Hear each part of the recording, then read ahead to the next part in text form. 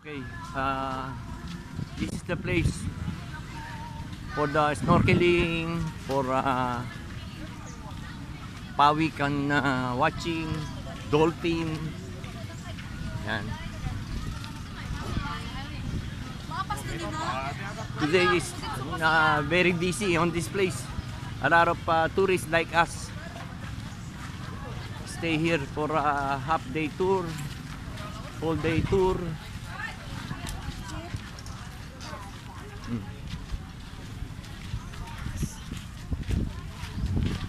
We just finished for our activities for today.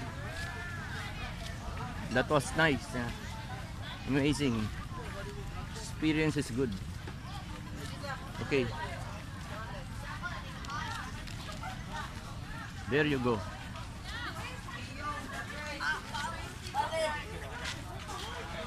Ito yung kung saan kinukuha yung mga snorkeling, pang snorkeling, yung mga goggles.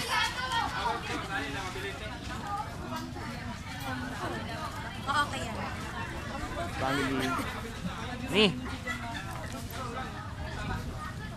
Wrap. Okay. Done.